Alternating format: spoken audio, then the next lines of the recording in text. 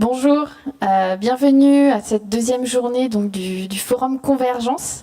Je suis ravie d'être avec vous aujourd'hui pour animer cette table ronde autour des solutions territoriales de lutte contre l'exclusion numérique.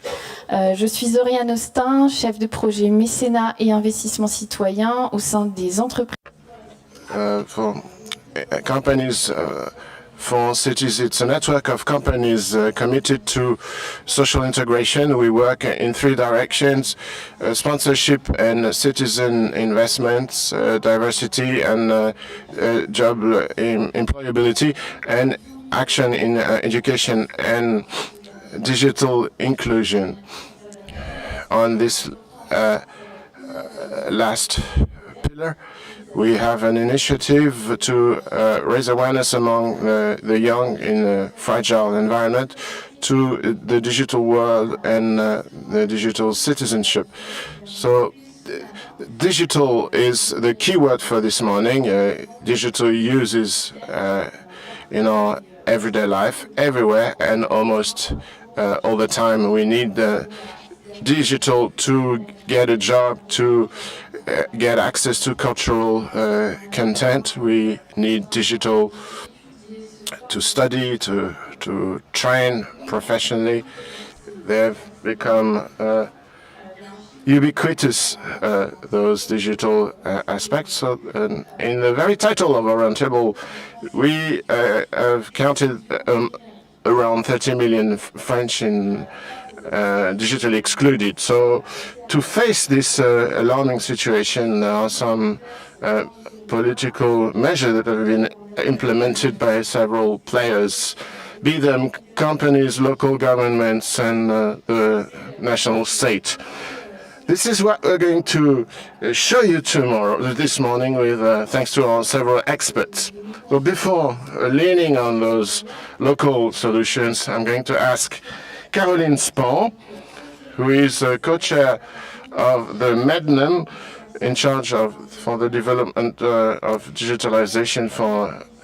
Created in 2017, MEDNEM is a cooperative for the collective interest to speed up solutions to favor digitalization all over the French territory. MEDNEM gathers 85 members, slightly more, I think, to structure the ecosystem and the digitalization and to support both public and private players in this. So, Caroline, I would like to ask you a first question to launch this issue. What is digital exclusion? When can we say that someone is digitally excluded? Thank you very much, Ariane, for this introduction. I'm really pleased to be here. Digital exclusion, or if you prefer digital inclusion, what is it? What it is? It's to integrate everyone, include, and to pass on digital skills, to be able to search for information online, to know how to solve a problem online. There is no one single type of digital exclusion. You're not 100% excluded or included. You have several shades. So it's a level of diploma, your geographical situation, and there are several causes to be unequipped, to be disconnected, and if you combine both, you may not be able to use it. You may have a computer and a connection, but if you don't know how to use it, it's useless. So this is this aspect of use. This is where we work on with MEDNEM every day and with all the experts around me. So digital exclusion has a cost, and digital inclusion is a profit. We're speaking of 1 billion euros if we consider the whole set of the digital excluded. Thank you, Caroline, for this definition. I hope it's clearer for everyone here. We also welcoming here Sylvain Maschino. Good morning, Sylvain. Good. Head of project CSR within the National Federation of the Savings Banks. So it's the body for expression communication from the French savings banks, and your mission is to define and coordinate the actions of social responsibility of the regional savings banks. And Sylvain, you support the several regional savings banks in their strategy to implement their social responsibility. Since we're speaking of regional savings banks, we welcome here Sandra Pitot. Good morning, Sandra. You're responsible for the philanthropist pillar of the network of savings bank for the Midi-Pyrénées region. You're responsible for sponsorship and microcredit for fragile clients and the implementation for workshops around money that you carry out with the Finance and Pedagogy Association. You help on digitalization with your clients, so you take part in the Occitanie hub that we will further delve into further on. So, Bruno Louis Séguin, good morning, I'm delighted to be here too. You're head of operation and development of FING, and Internet Foundation, a new generation. It's my hallmark. It's a network of entrepreneurs, public players, researchers, and committed experts to imagine a digital world centered on human capacities. In a previous occupation, and that's why you're with us today, you also followed the Bourgogne-Franche-Comté region to help it define its digital strategy and to implement the regional network of third places and launch of the regional mission for digitalization, MENUM BFC. We will also come back to this later on. Good morning to all you experts, and to introduce the topics before beginning the roundtable, we're going to ask you 3 questions, a quiz that will help you understand the situation of digital exclusion in France. For those sitting in the audience, you can connect on your convergence session, so you will be able to get access to this quiz. For those who are online, you should see posted the first question of this quiz. So this first question, I hope it will show on the screen behind me, is how many young between 12 and 18 years old consider themselves as competent or incompetent to use a computer and an internet connection. So we suggest you 3, 5, 17 or 26% of the young declare themselves as competent or incompetent to use a computer. This is a question we are asking, the first of 3 in this quiz. So you have to choose between these 3 options. You have a few seconds to decide.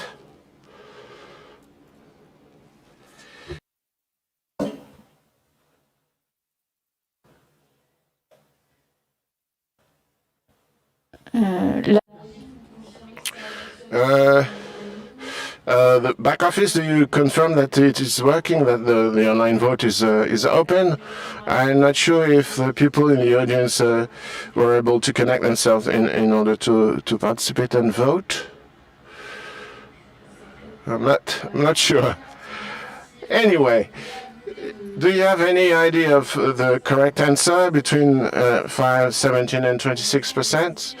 I'm going to give the floor to Sandra Pitot, who is going to give us the answer and will give us a background. Caroline said that several profiles of the young are concerned. So 17% of the young don't feel at ease with digital tools. So digital exclusion impacts all age groups and social background. So we have the young who are not at ease to look for a job, using digital tools to ask for help or for housing benefits, for instance. They are at ease with certain tools and not others, and they need help. Absolutely, and we'll see later what are the different devices available for the young people. Second question of this quiz: how many French people say that they need to be helped to use public services online?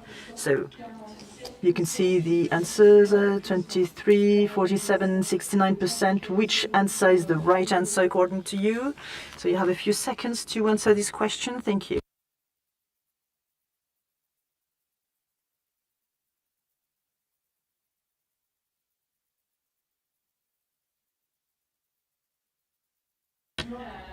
So the answer to this question, and I will actually let Bruno Seguin commenting on the access of the French people to the public services online. So the right answer here is 47%, which is huge actually.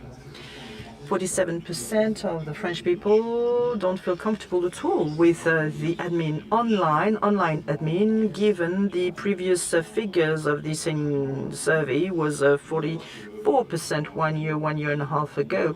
And we can realize that over the period that we've just experienced, with many things done online, we are becoming aware of the fact that indeed too many people feel uncomfortable using digital tools. So indeed, there are many things that have been undertaken, and we'll have the opportunity to talk about that during the roundtable. With different systems, different devices will have to speed all that up in such a way that the use can be made easier. The use of the services can be made easier. It is actually it's a use problem. Using mobile phones to use these services online. The online services, it's not always something easy. So there are the interfaces, the mode of access that won't facilitate the understanding of these digital tools for those people who don't feel uncomfortable with admin anyway. Another question. So the following question, as you can read, the answer is possible answers 2012, 2018 and 2020. I don't have the feeling that it works online. So we'll ask Caroline to give the answer. So when was this plan created, and what does this plan consist in when it comes to the inclusive digital tools? Well, the right answer is 2018, and I understand that there's not many answers to that because it's not an easy question. So anyway, the state and the public authorities have been involved for 20, 30 years over these questions, over these matters. There's no magic solutions. However, there's a major change when it comes to this national plan, namely this alliance of different actors, which is who are gathering, who are working hands in hands. And when I say actors, actually it means public and private actors. Actors from the private and public sectors, and it's actually an overall, a general commitment to improve this thing. Also, this plan consists in deploying the digital pass. What is a digital pass? Well, it's like these meal vouchers. When there's someone who is in a digital difficulty, so to speak, this person can be supported, can be helped, can be coached as for using the digital tools. So this is especially important for this ecosystem. It's about creating an ecosystem, and this is not always easy because there are many people concerned by that who actually are in a social precarity situation. Also, this is inter-regional, interdepartmental basis. It's important that this is this to be the case because it involves all the different local actors, and indeed this would generate an ecosystem where the different actors can blossom, so to speak, and have access to many contents online and other aspects related to the training, because in order to be able to help to coach 13 million people, we need trainers, coaches. coaches who are trained themselves. And well, we have a 250 million budget. This enables the hiring and the training of 4,000 digital counselors. These people are deployed over the territory. Also, there are 10,000 mediators that need to be trained in an ongoing fashion. And, this means also that an adaptation to these new competencies is required. Thank you, Caroline. You've covered the different systems, devices that are available, and we'll come back on that during the roundtable. Now, for Sylvain, the National Federation of the Saving Bank Accounts is involved. And why is this subject priority for your federation? Indeed, as a cooperative bank, we wish to contribute to the best of human qualities, so to speak, and the digital assets. And this is to contribute to the help as for the having access to digital tools and using these digital tools. And actually, we have 3,700 agencies in France. So indeed, the digital and the internet is a source of opportunities to facilitate and simplify the access to the banking operations, bank accounts, and so on, plus different bank-related apps, for instance, making a wire transfer and so on and so forth. But as Caroline and Oriane said very well in the introduction, this is possible provided that there's a proper access to these tools. So there were surveys carried out on different networks, and this survey shows that 50% of the clients coming to the agencies are not autonomous when it comes to the digital tools and don't have the competencies related to the digital tools. And this precarity is enhanced, especially when it comes to the digital difficulties. This is why we've been working on this topic at a territory level, and in the context of the actions of the Caisse d'Épargne, the French Caisse d'Épargne. Well, we foster digital inclusion through our administrators. Thank you, Sylvain. Later on, you will explain to us further what you do with this regard. So thank you very much for these preliminary explanations. So 13 million people are in a situation of digital exclusion. It's a lot, different profiles, different parts of the territory. But in order to tackle, so to speak, this kind of population, we need to identify them. So how can the territory actors mobilize themselves in order to identify these people? And above all, who would be in charge of the identification of these users in difficulty? Thank you for your question. Indeed, the biggest challenge is to understand, to identify these people who are in a digital difficulty. Who are they? What are their needs? And where are they? So we need to identify properly these areas of digital exclusion, because when you're a big company in a territory or a company, you want to put in place a strategy related to digital tools, and then you would want to understand the actual needs. And then we have a tool called the Digital Fragility Index. It's a statistics tool. We have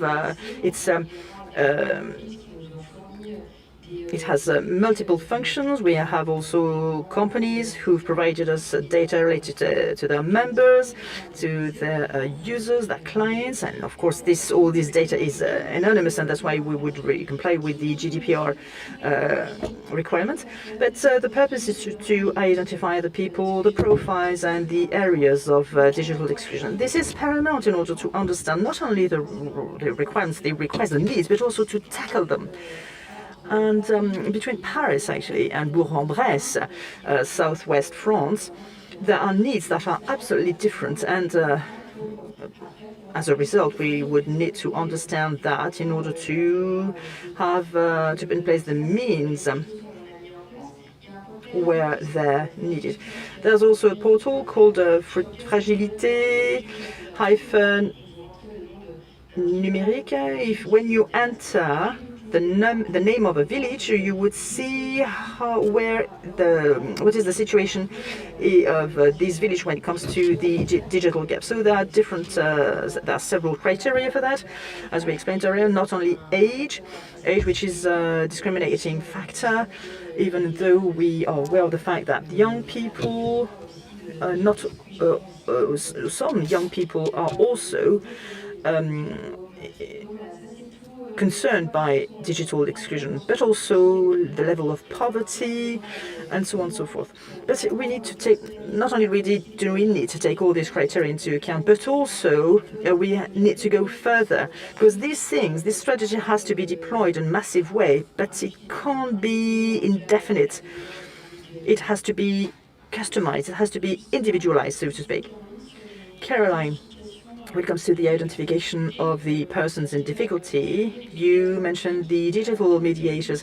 Can you please specify who are these mediators? Because it's interesting. Well, the digital mediators are professional of digital coaching. Well, they are trained. These people have been trained, but this is a profession that has not been acknowledged yet. And we hope this will be the case soon, because this is a key role in today's societies. And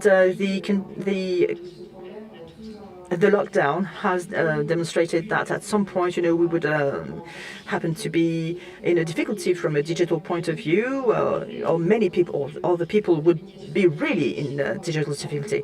So anyway, these people really have to be supported. And this is why these coaches, are there to support these people who are in a digital difficulty. Coaching is above all humane, and digital tools can't be tackled only from a technical perspective.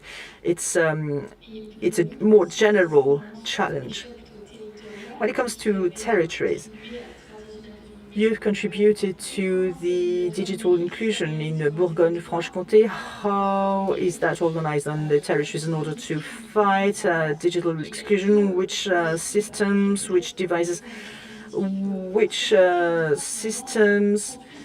and does each territory put in place its own system? Well, this started in 2018, but this didn't come up overnight. It started a bit before. There was a reflection, and this reflection started in 2017. We started thinking about the strategy on consistency related to the refurbishment of the territory. So this is done on the basis of a strong partnership with the regions, with the actors of the regions, and this is the basis of the work that we've performed for the Franche-Comté region. That includes 8 different départements. These départements all have their own way of doing things, especially when it comes to the digital tools, and more or less as well, according to the different départements. And the purpose is to generate an awareness raising as for supporting, as for helping the different users in their digital procedures, in their administration procedures. So there's also, some of the departments have social competencies. The local authorities, such as communes or communities of communes, have these missions to coach people. So this is in relation with not only public actors, but also private actors, such as the Caisse d'allocation familiale and others. But all these people had to sit around the table and communicate and discuss and organize themselves consequently. So from regional collectivity authorities, we've put in place a coaching system at the level of the region, and this is applicable to each level. in order to take into account the digital uses. So this takes time. We started in 2017. The strategy was was voted in 2019, and this is in the vein of the national will. So we put in place HERS for digital inclusion, and the region was one of the pilot region, along with other regions, plus different systems enabling a reflection at a departmental level, and this in order to organize on the ground strong links that didn't exist between places, called Maison France Service, which are relay places over the territory in order to coach people when it comes to the administration procedures, plus other actors such as private actors like banks and so on, or La Poste.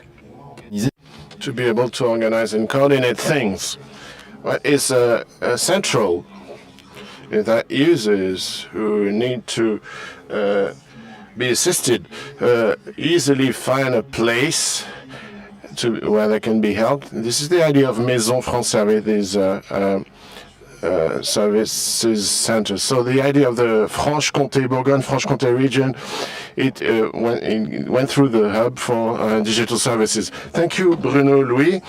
If we now go to concrete actions on the ground locally, Françoise, you developed workshops of digital inclusion in partnership with the association Finance et Pédagogie. Why did you want to commit yourself to that? And what are the feedbacks? How does it work concretely with users and your customers in difficulty? 3 years ago, we decided to implement digital workshops for our customers because we realized that digital exclusion led to banking exclusion. So the values of the savings bank is to work around solidarity. So we tried to do something. We started identifying. The first question was try to target the affected customers. So in the first moment, we said maybe it's easier to start with the elders, but they are young, impacted too. So what were our criteria? Among our customers, who are the ones above 60, equipped with a laptop, we have an email address, but we see they never access our banking apps. They have it, but they don't use it. So Midi-Pyrénées region is a large territory like so we chose by geographical areas, and we started with those who are the nearest. We started with Rodez, Aveyron, and we call the customers through our phone platform. So we spent a lot of time with them. So we called them on the phone to offer them a 2-hour workshop explaining how to use the portal online. It's totally free. It's close from home. Of course, because we went to them. And they came. It's a workshop with 10 to 12 customers. Since they are very far away from the digital world, one speaker is not enough. We realized that we needed 3 speakers to do this workshop. So 3 persons to handle those 10 to 12 customers. And they handle the first hurdle, which is security. People are really afraid. They are afraid of piracy. So during half of the whole workshop, we speak about security, what the actual risks, how to prevent them. Our bank can help them through this because they don't want to take any risk. And then we explain them the main operations. How do you see your account, the statement of account, a payment, and basic things. And then we have hot feedback. We have rates of satisfaction, which are really excellent, which incentivized us to go on, carry on.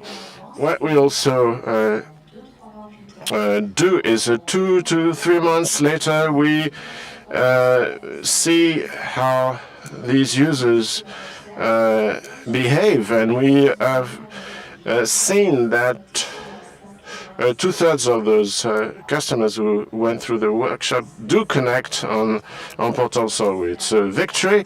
1/3, excuse me, 1/3 of those clients now connect to our Portal online. So we've carried on this workshop over 18 months.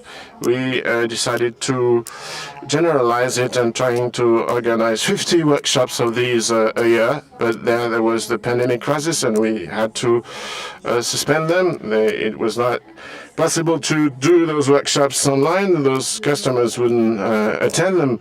And in October 2020, before the second lockdown, we said, we need to try again. We were convinced that people would be terrified at the idea of gathering, and it was not at all the case. We had much more customers wanting to join those workshops, and they were marveled.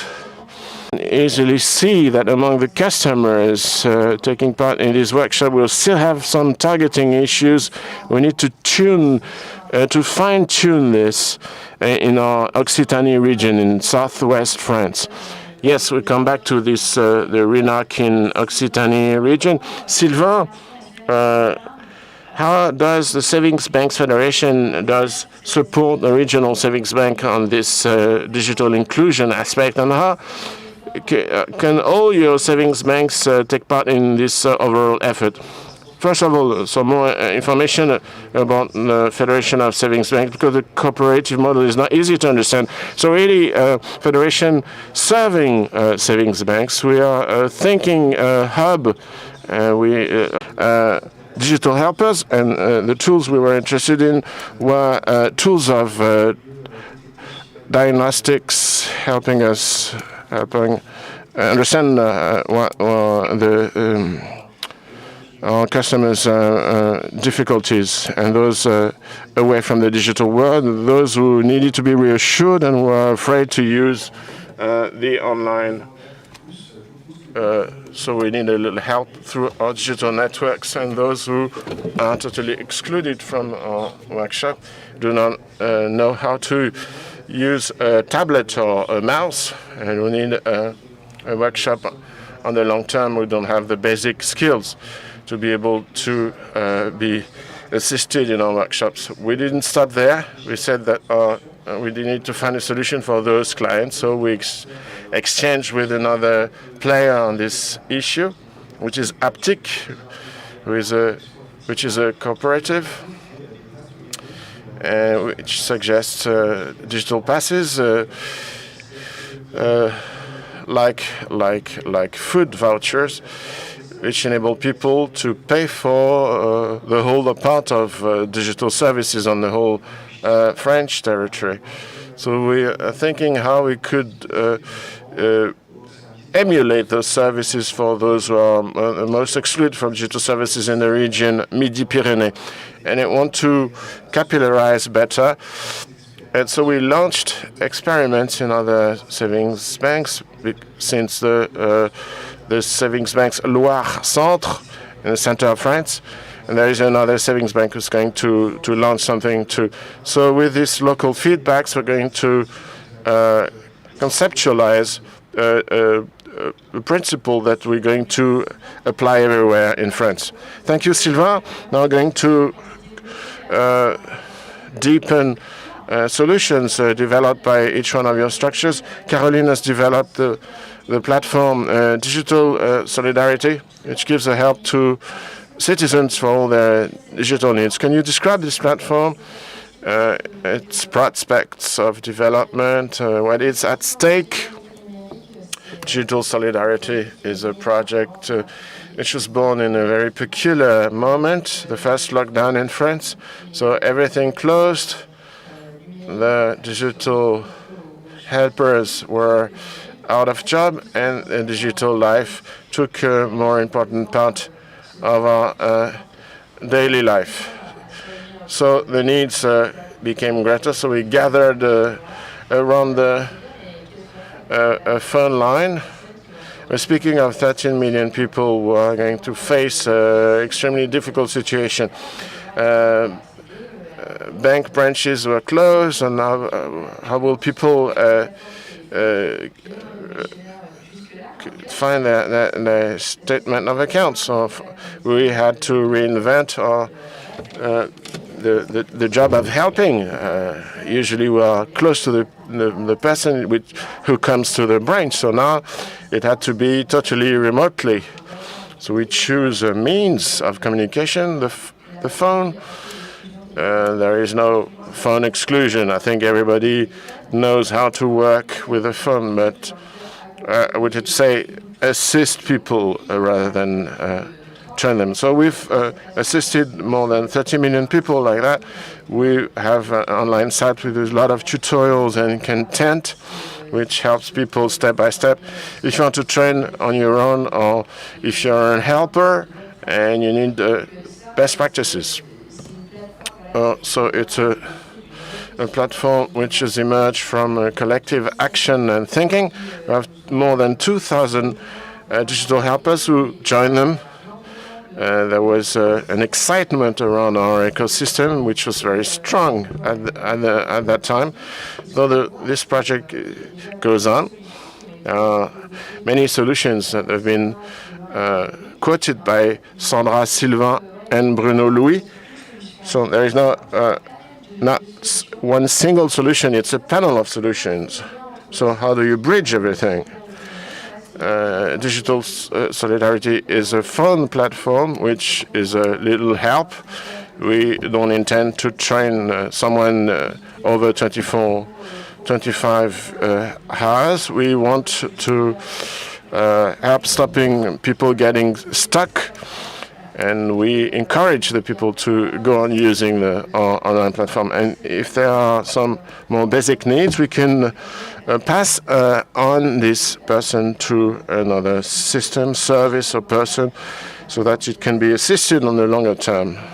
For instance, workshops organized by the savings banks or tools of digital mediation in the Bourgogne-Franche-Comté region. So to make the link between all the existing solutions, because this is how we're going to find solutions for our users and reassure people, showing them that there is an assistance on either on the short or on the longer term if you've got some stronger needs. Thank you, Caroline. Plusieurs fois. So this was mentioned several times during this roundtable, the connected hubs. And we refer to the RENOC in Occitanie, the BMC in Bourgogne-Franche-Comté. Can you explain to us what is a hub? Because we've heard of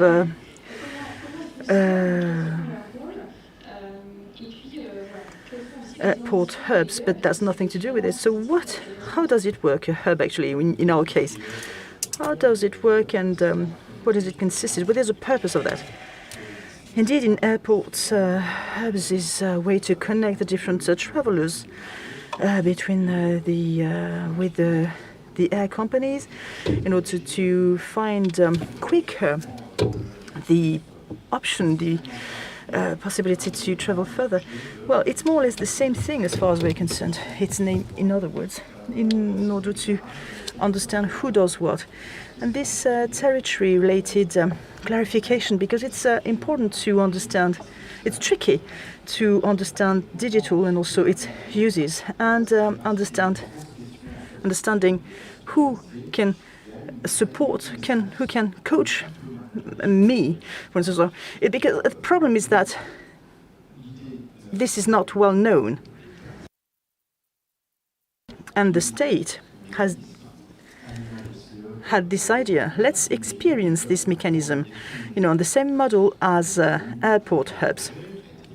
So there was a call for bid with the first row of selection, an experimental selection for 18 months in order to incubate, create areas, places with different use cases, 11 different use cases with cooperatives, associations, collectivities, with two main missions. Initially, the hubs had two missions. First, to map who does what, where are the places, where are the mediators, where are the private-public partners, in order to go on the ground, to go further and support the work initiated by the different regions. And also, it was about identifying the different professions, those how to fund those people who would coach those people in digital exclusion situation. So there are national policies, there are regional policies, departmental policies, and it's about having all these different actors sitting around a table, discuss, and have, as a result, new ideas, new solutions.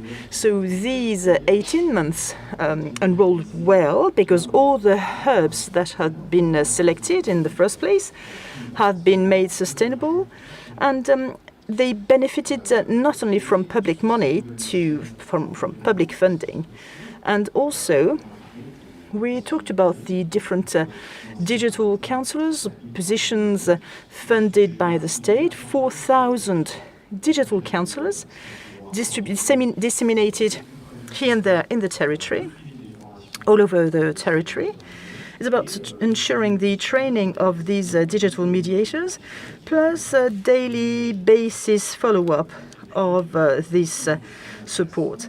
Another thing which is interesting, we talked about the digital pass, in other words, these vouchers in order to be trained on digital tools, but these vouchers, these passes, can be funded by private actors, but also by public actors. So it's all about managing how these these passes are distributed, disseminated, how they're managed, and so on. And the purpose is for all the territories, all the regions, to have this kind of structure in order to coordinate, to have private and public action properly coordinated, organized around the digital actions. So indeed, the hub is going to coordinate the different actors, but also the different actions. So Caroline, how are you going to manage for these good practices to be possible? How are you going to animate, to coordinate these actions? Well, we are a cooperative of public interest. We are a national network as well. And as Bruno told you, explained, there are 13 million excluded by the digital context, but we have to structure the ecosystem. And there are ecosystems with using other options, training with trainings. So the hubs are in place, and it's a way to put together the local actors to have practices scaled up, and there are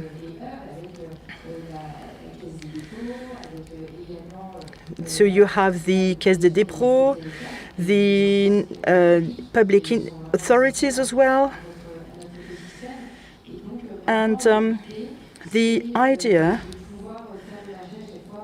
is to have good practices in terms of coaching when it comes to using these digital passes.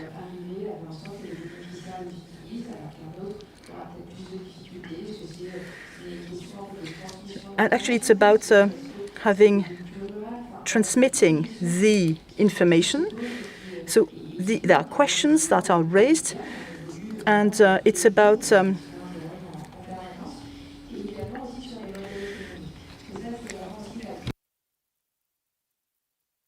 this is the secure the ecosystem. We have the feeling that the ecosystem is a bit specific. It can't charge the beneficiaries. It can show that this follow-up has a cost. It's central, by the way. But those people which are fragile, socially speaking, you can tell them that the state and a large company, you are going to pay for your digital training. It's not possible. So there is a very peculiar ecosystem in economic terms. So we reinvent this every day almost, because all those services enrich mutually. So we need to think about economic models who benefit to all players. Everybody needs to be able to work from the work is doing. So Mednum. At Mednum, this is what we think about every day when we launch a service. This digital fragility index, we're trying to think about the economic model behind and how it's going to be useful for all players locally.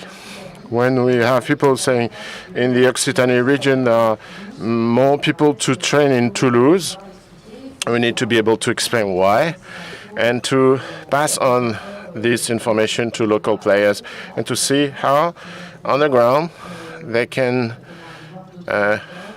ask other players so that they can get financial support for their initiatives.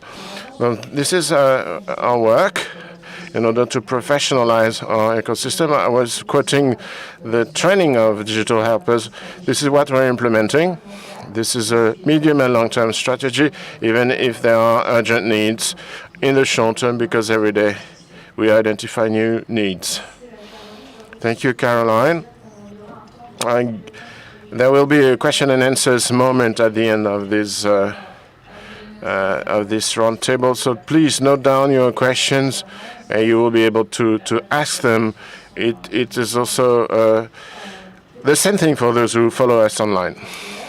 We spoke about hubs. How does the company can contribute to those hubs? Because we said that those hubs were sort of a multiplayer organism. So how does this savings banks of the Midi-Pyrénées region, how do you work with other local players on the ground within this RENAC network?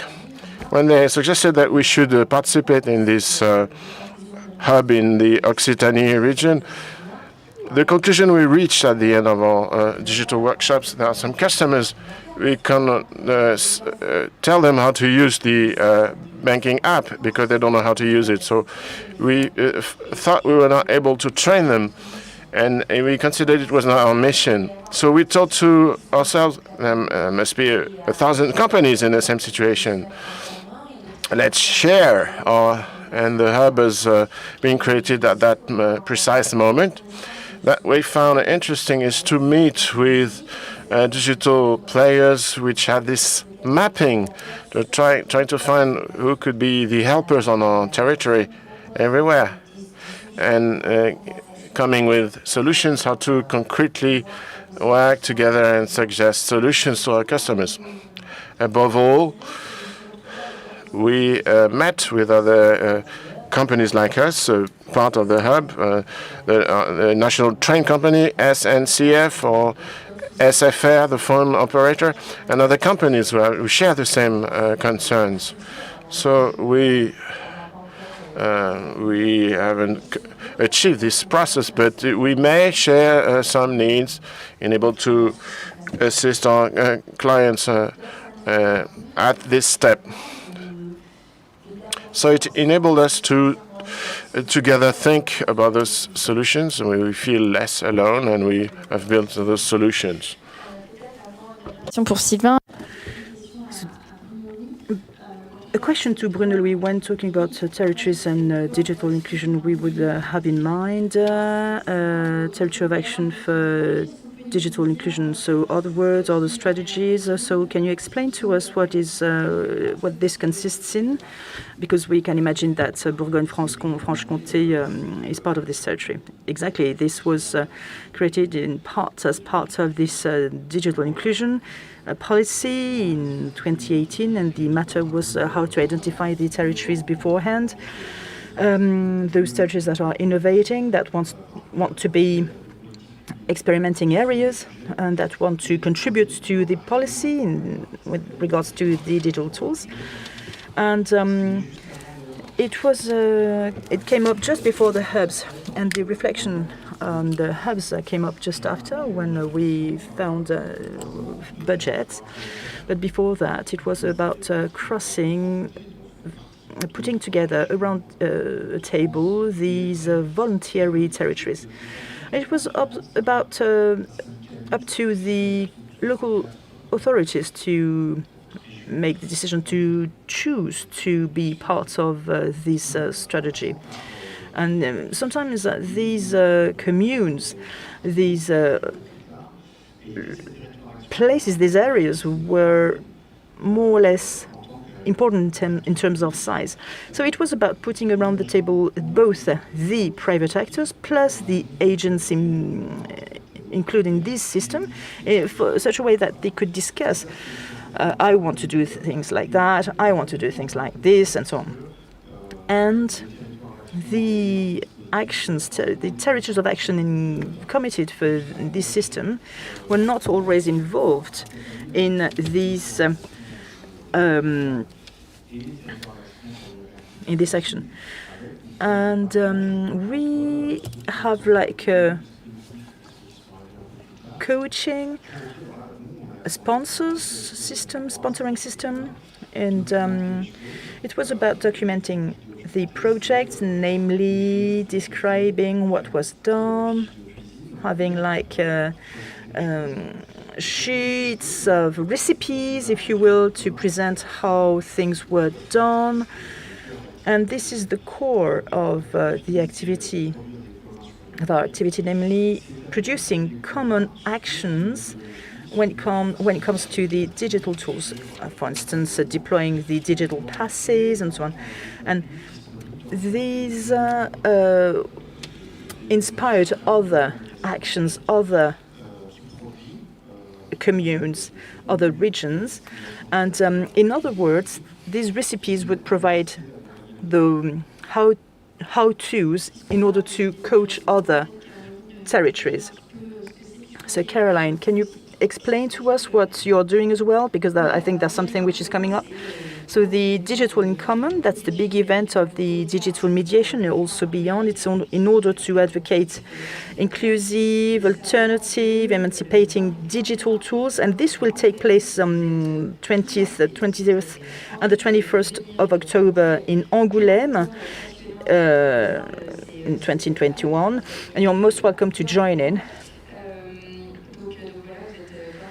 You are invited to this event in Angoulême, and there will be other events in other territories.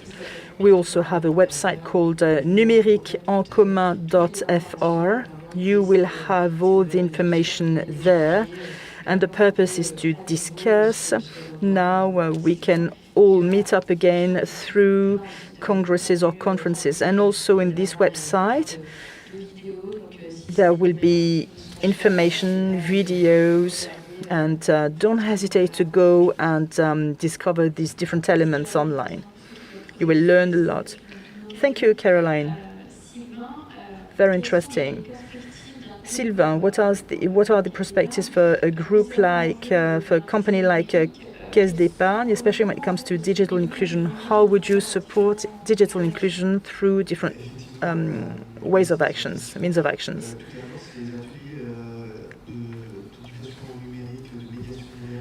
So these digital mediation workshops only are just a showcase of what we do. Two pillars: philanthropy, and that's what La Caisse d'Épargne has been working on for 200 years, philanthropy.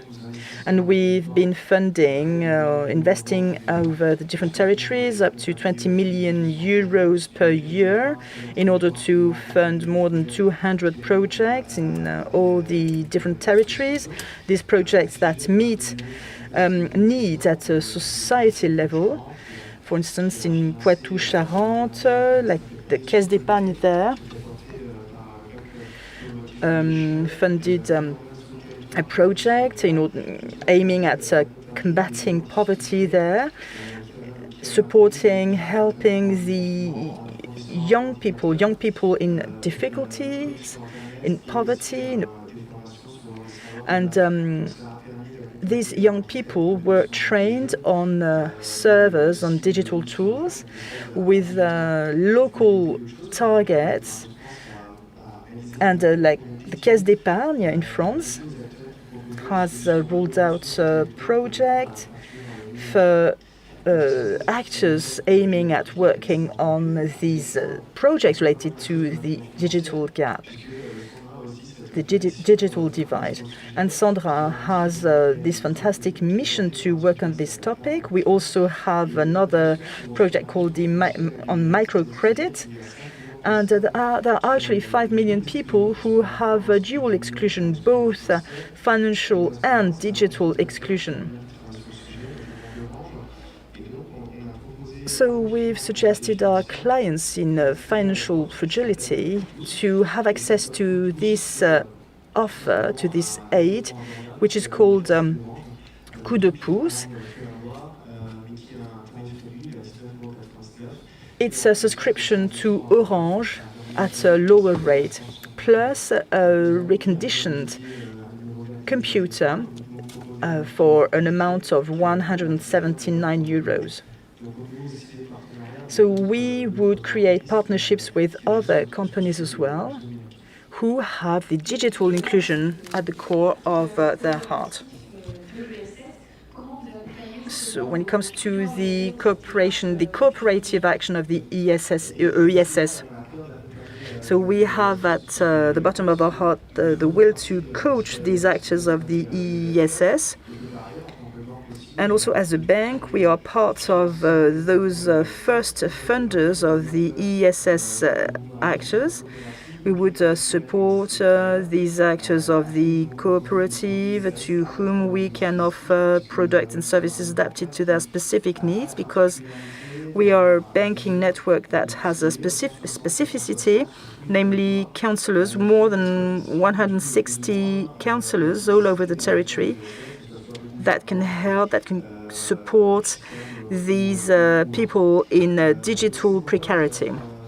And this is why it seems important for us to help the associations, especially in the period of the lockdown, the associations to those associations that were resilient, that could resist the crisis. Bien outillées. Donc elles ont pu maintenir le lien avec leurs bénéficiaires, elles ont pu maintenir leur activité avec leurs bénévoles, elles ont pu avoir de la visibilité par exemple sur les réseaux sociaux et faire des levées de fonds et continuer leur activité. Celles qui malheureusement n'avaient pas passé le virement du digital et du numérique, elles ont soit partiellement arrêté leur activité pendant la crise, ou alors elles ont carrément arrêté totalement l'activité. Donc on voit bien que la crise a vraiment mis en exergue la difficulté et le besoin tech des associations. C'est pourquoi il nous apparaît évident de pouvoir accompagner leur montée en compétences sur les usages du numérique via des webinaires. C'est comme ça qu'on a appréhendé le sujet, en partenariat avec les ateliers du bocage, qui est une coopérative d'insertion et qui a un programme dédié qui est assez connu dans le secteur de l'ESS, qui s'appelle Solidatech, et qui propose en outre des logiciels et des ordinateurs à prix réduit pour les associations, également des formations. Donc on était partenaire d'un cycle de formation que nous avons mis à disposition de nos clients associations et également partenaires. Merci beaucoup Sylvain. Je vous propose d'ouvrir le temps des questions-réponses, puis à la fin on pourra vous demander un petit mot pour clôturer cette table ronde. Donc est-ce qu'il y a des questions parmi le public ici ou bien sûr en ligne? Il n'y a pas de questions en ligne, d'accord. Donc je vois plusieurs questions, on va vous faire parvenir à un micro. Si vous pouvez préciser aussi à qui s'adresse la question, si vous avez une idée. Ouais. C'est bon ? Ok. Écoutez, merci pour ces interventions. C'est plutôt pour Madame Span. Quelles sont les perspectives d'évolution pour les hubs numériques ? J'ai cru comprendre qu'ils n'étaient pas sur tous les territoires français. Voilà. Est-ce que vous savez où vous en êtes là-dessus ? Oui, alors il y a un appel à projet là qui est coordonné par la Banque des Territoires pour lancer, comme on dit un peu dans notre jargon, une deuxième vague pour vraiment essayer de couvrir cette fois-ci vraiment tout l'ensemble du territoire. Voilà, comme Bruno Louis le disait, il y en a 11 qui ont vu le jour dans cette première vague il y a 18 mois. Ça a donné des résultats, voilà, encore une fois, plutôt très positif. Et donc là, cette deuxième vague, on devrait couvrir à peu près tout le territoire, il me semble. Donc là, c'est encore un peu en cours de constitution, mais voilà, c'est important que vraiment tous les territoires français métropolitains, dans les dom-toms aussi, soient vraiment couverts, parce que voilà, il y a des besoins encore une fois partout. Et comme le disait Bruno Louis, voilà, l'idée aussi, c'est de transmettre des bonnes pratiques. Il parle de documentation, en fait, c'est exactement ça, pour se constituer, savoir quelle structure juridique, parce qu'on parle d'un hub, mais voilà, il y en a, c'est des associations, des GIP ou des SIC, enfin ça dépend, il n'y a pas de règles, c'est vraiment en fonction des spécificités du territoire et de la volonté aussi des acteurs qui le constituent. Donc voilà, c'est en bonne voie, on a hâte que cette nouvelle vague arrive. Pour le coup, là, c'est une bonne vague, parce que là, d'un coup, je viens de me dire que en ce moment, le terme de vague n'est pas forcément très adapté. C'est ce que je me disais aussi. Il me semblait qu'il y avait une autre question pour le monsieur.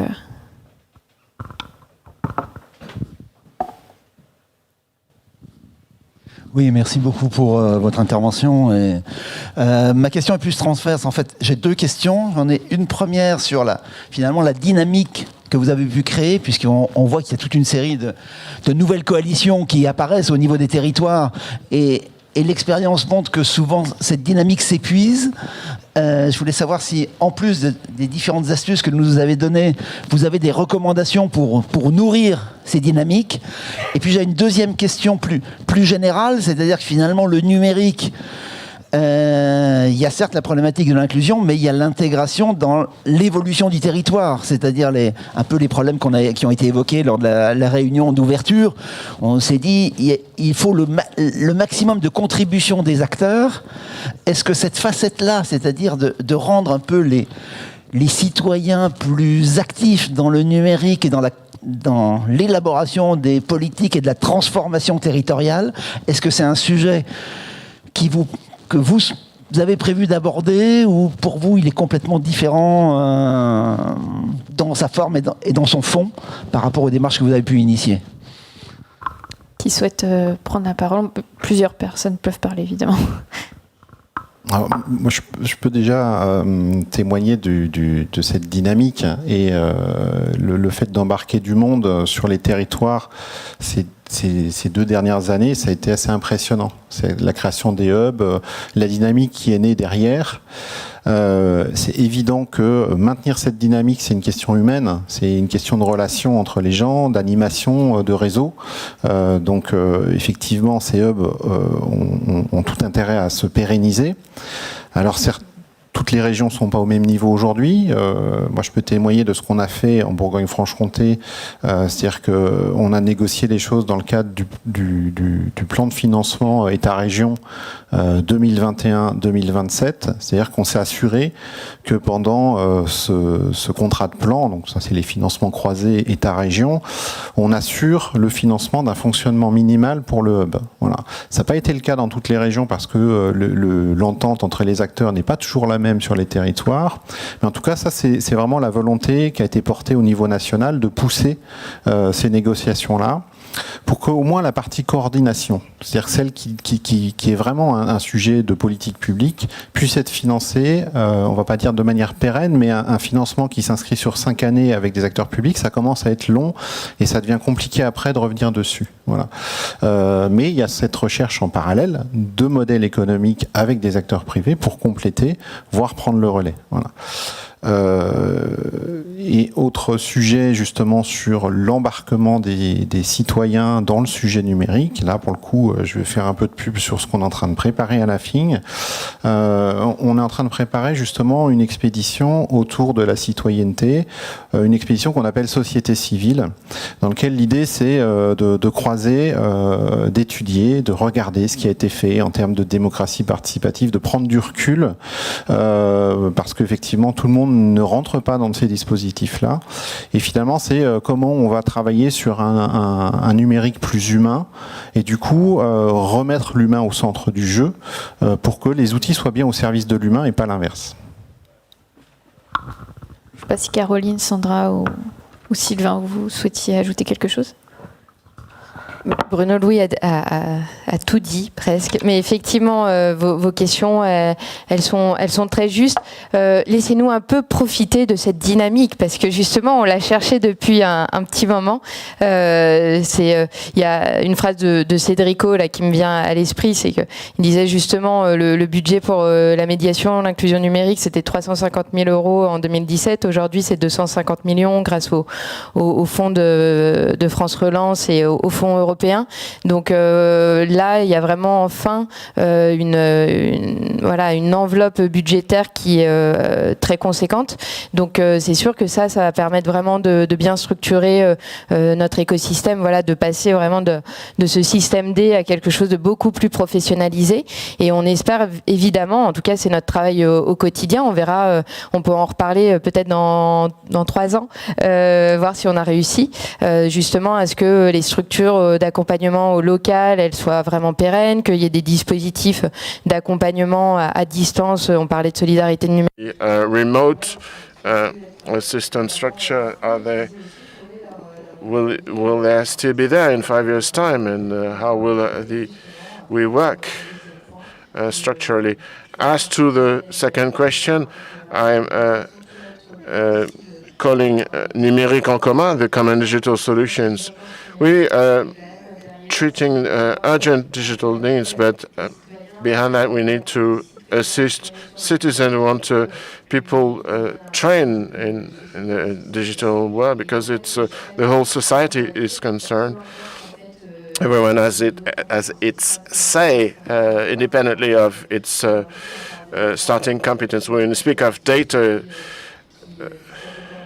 not only data scientists should have their say. Everybody has to say something about the exploitation of their personal data. So we need to disseminate this work and this knowledge. I hope that's what we are achieving, and around this table, other people will be motivated to do the same thing. Enthusiasme. Thank you for this enthusiasm. A question I can see here just in front. What about the other European countries or other countries in the world with regards to this matter on digital exclusion? Are there any equivalent systems in place? Another question, if we have time.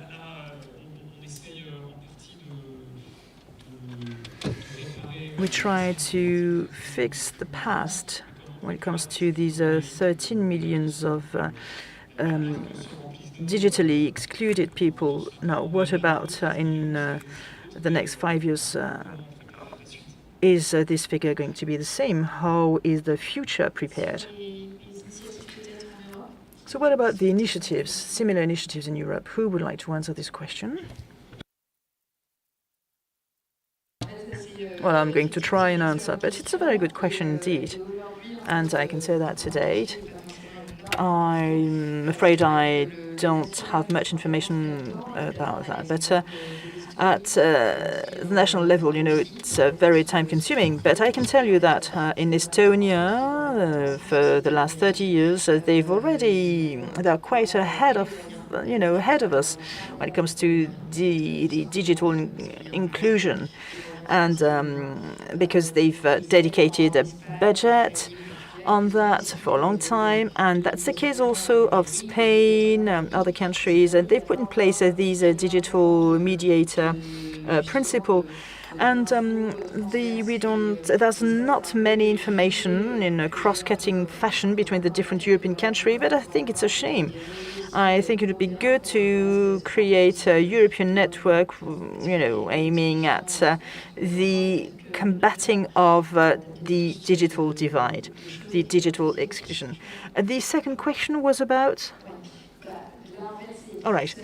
So, sorry. It's my answer is going to be very simple, but if I'm an activist, it's because I really wish to see a policy that has results. Even if figures don't tell much, don't tell everything. We have 4,000 digital counselors who are being trained, deployed over the territory, and the next question would be to figure out how many people they've supported and how many of these people have managed to increase their skills with regards to the digital tools.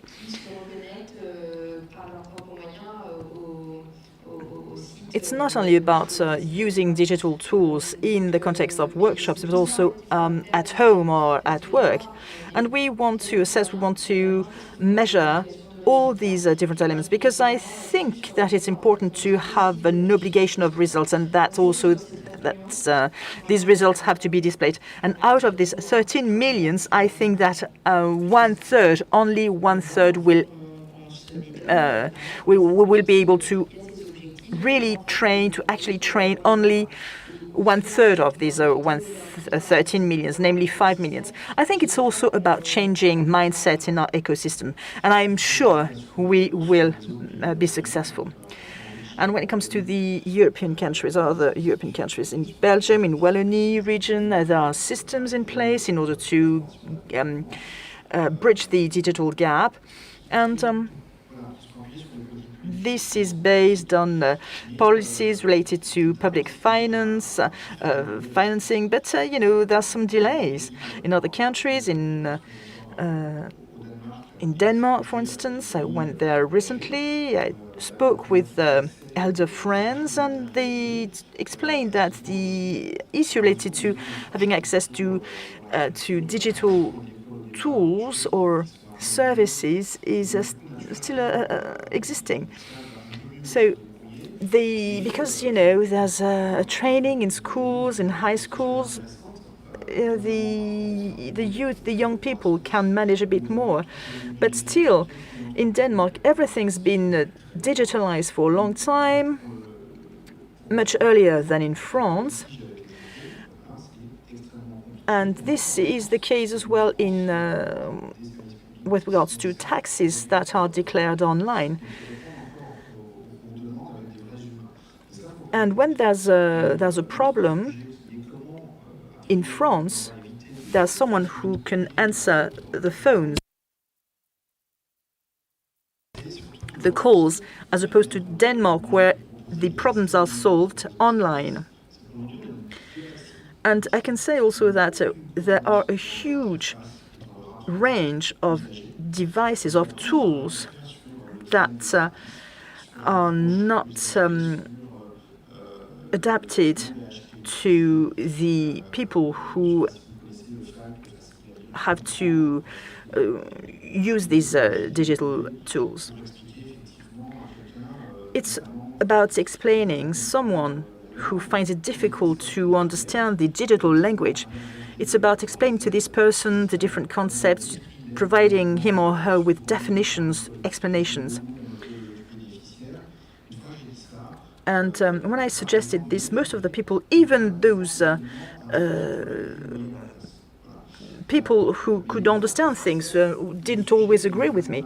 And I think that, this is the question. How is it possible to have the understanding of these digital relations with the public services and so on, how to make it more understanding, and at the same time to have a more humane digital tool. Thank you, Bruno. I hope that this answers your question. I think there's a question online here.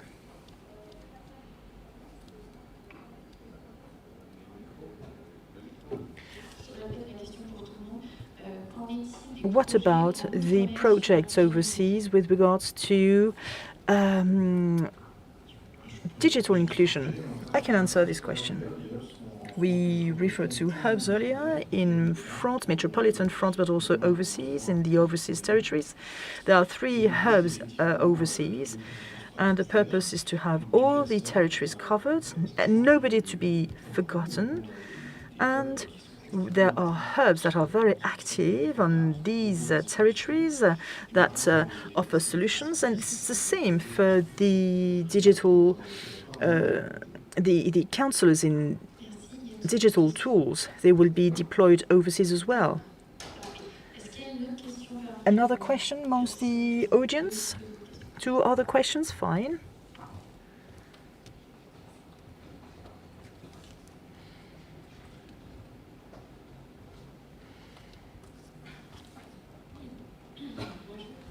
Hi. Thank you very much for your explanations. A question about the equipment, about the hardware, because I work on the combat against exclusion. And last year, during the first lockdown, my associations were very much solicited to find computers that were conditioned because there are very few gifts of new computers, tablets and so on. And my question is the following. What about the reconditioning of hardwares? Because we know that there are companies, administrations that will give products, hardwares in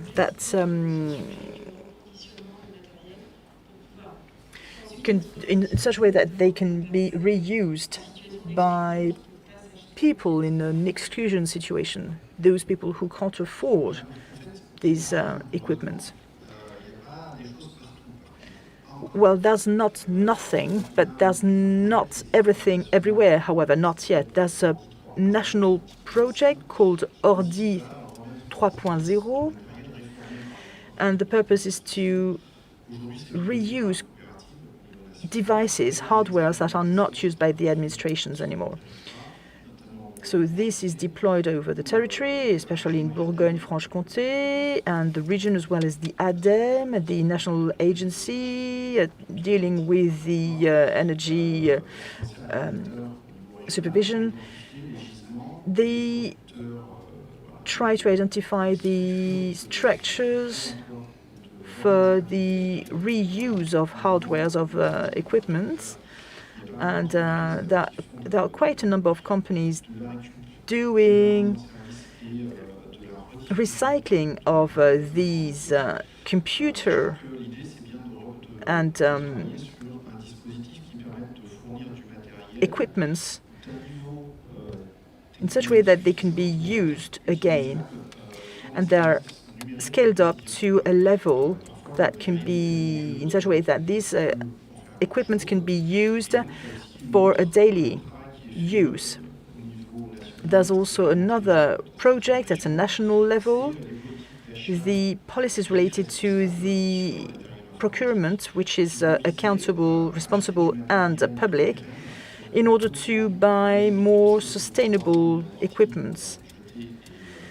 In such a way that also these equipments are not thrown away after 3 years. There's a lot of work done by the different regions in order to have these equipments purchased in such a way that they can last longer and reused after a few years. Because there are regions that would buy a number of computers for the high schools, but there's a lot to do in such a way that during the shelf life of these equipments, they can be reused, redistributed for those who are in need, who can't afford buying a computer. And there are a network of Fab Labs who play this role, namely to refurbish these computers, these equipments, to have them reused by people in difficulty, in precarity. When it comes to responsible digital tools, Even if when we can afford buying these devices, these equipment, we don't always need to buy new equipment, because a computer is not manufactured to be used for 3 years and then to be thrown away.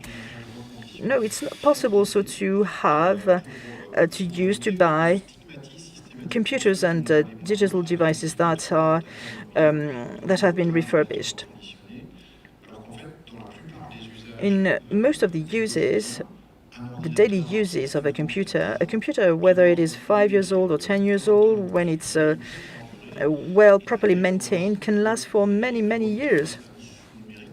And also the digital producers, the digital services producers, have to keep in mind the fact that the services they deploy online shouldn't use the last versions of softwares, because it's important to keep in mind that a computer which is 10 years old should be in the capacity to have access to these online services, public services. Last question. These counselors on digital tools. I have the feeling that 2 years' time is quite short in my view in order to have an overview of the results. So when it comes to the governmental actors, when it comes to the sustainability of this system, the support of the state, what about that? Because the social services have a very small budget for that. So what about the sustainability of these systems, systems related to these counselors? It's a very good question. The idea is not to duplicate the principle of the emploi jeune, employment for the young people, this policy that was in place a few years ago in France. But we don't have this ambition, because this policy that I've just mentioned wasn't sustainable in the end. But we want to focus on the integration of all this, because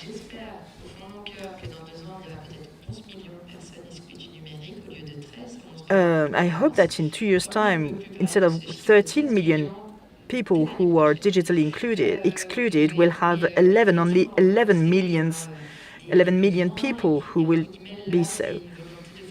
So actually, it's the will to have like a shock of the offer. In other words, to have many people deployed over the territory to demonstrate that the ecosystem is being scaled up, that there are a lot of people behind all this, that we managed to organize these things properly. And the challenge is indeed to have these positions, these functions perpetuated.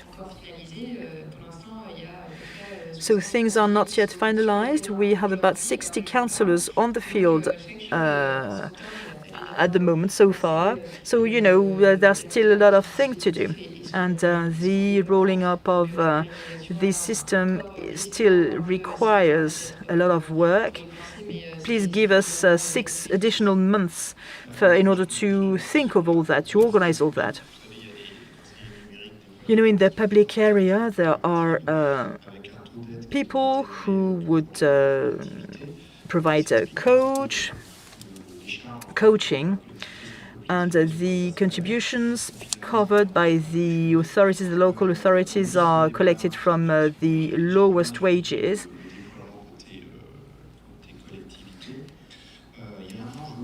There's a challenge in order to manage and have the communities of communes become aware of the fact that it's interesting to hire these kinds of people.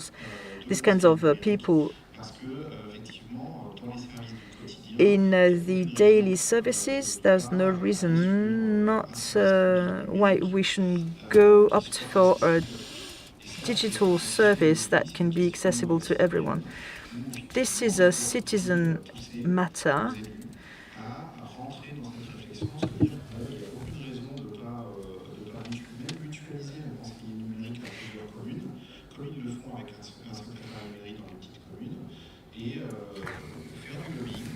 It's important to do lobbying in the management centers, lobbying on the people on the ground, to have them aware of the challenges, the stakes that are key for the society. Thank you.